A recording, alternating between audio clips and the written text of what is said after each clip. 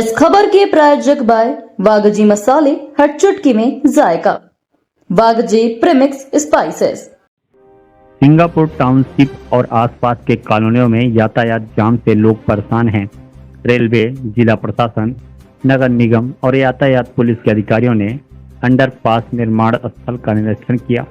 विशेषकर रेटिंग वाला और मार्ग चौड़ीकरण 45 दिनों में पूरा करने का आश्वासन दिया गया। मांगलिया में निर्माणाधीन आरओबी को 7 दिनों में मोटरसाइकिल और कारों के लिए अस्थायी रूप से खोलने का निर्णय लिया गया ताकि यातायात दबाव कम हो सके। रहवासियों ने बार बार आश्वासनों पर निराशा जताई, लेकिन पार्षद राकेश सोलंकी ने इसे सकारात्मक पहल बताया। निरीक्षण में रतलाम रेलवे मंडल के इंजीनियर मांगीलाल जाटव, एसडीएम घनश्याम नागर, तहसीलदार विकास रघुवंशी, नगर निगम उपायुक्त अभय राजनगावाकर और स्थानीय नागरिक उपस्थित रहे। ये देखिए, आश्वासन तो हम लोग को जो पहले कागजी चला आया वही जैसे मिला है, और मुझे तो ये आशा थी कि जो भी आज आएंगे अधिकारी लोग या नगर निगम के लोग, वो यहाँ की जो परेशान जनता है उससे चर्चा करेंगे कि कैसे हम कर सकते हैं, क्या करना है, कितने दिन में। आपस में चर्चा हुई, फोटोबाजी हुई, चले गए। हमको कुछ भी नहीं पता, आश्वासन मिला है।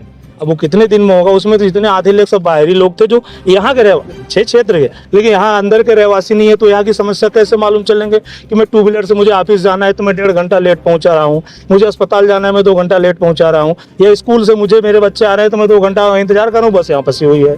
तो मुझे जो यहाँ रह रहे हैं उनको इस समस्या का पता है।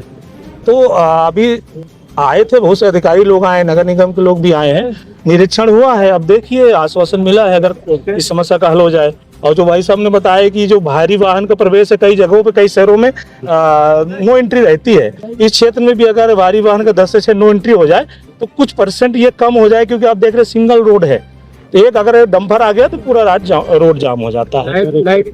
ये बहुत बड़ी समस्या है। इसका निराकरण के लिए मांग तो की गई है, टीआई साहब ने भी बोला है कि शायद इसका करेंगे। तो धर्मेंद्र पांडे, आपको विगत होगा कि पिछले कुछ समय पहले मांगलिया क्षेत्र और सांवेर विधानसभा में अर्जुन बड़ौदा से लेके मांगलिया और सिंगापुर क्षेत्र में ट्रैफिक बिल्कुल जाम हो गया था। 2-3 दिन जाम रहा था, और वो ट्रैफिक की समस्या को लेके माननीय तुलसी सिलावट जी के पास हम सब लोग गए थे।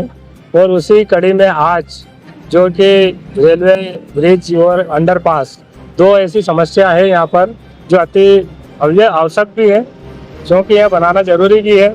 जैसा आप जानते हैं कि मांगलिया में ब्रिज बन रहा है और सिंगापुर में जो कॉलोनियाँ हैं, इस कॉलोनियों में जाने के लिए अंडरपास, तो हम लोगों ने अंडरपास भी मंजूर करवा दिया माननीय तुलसी सिलावट जी ने, और ब्रिज भी। पर जब ब्रिज के लिए इंटरनेट रोड कहीं भी नहीं था और उन्होंने इसको बिना सोचे समझे अधिकारियों ने बंद कर दिया। वो सारा ट्रैफिक यहाँ पर हमारे वार्ड 35 से होते हुए, सिंगापुर से होते हुए यहाँ पर एबी रोड पे आ रहा था। तो यहाँ पर ट्रैफिक की बड़ी समस्या आ रही थी, और कहीं ना कहीं थोड़ा सा ब्रिज का जो काम, जो अंडरपास का जो काम है, वो भी धीमी गति से चल रहा था, और ब्रिज का भी।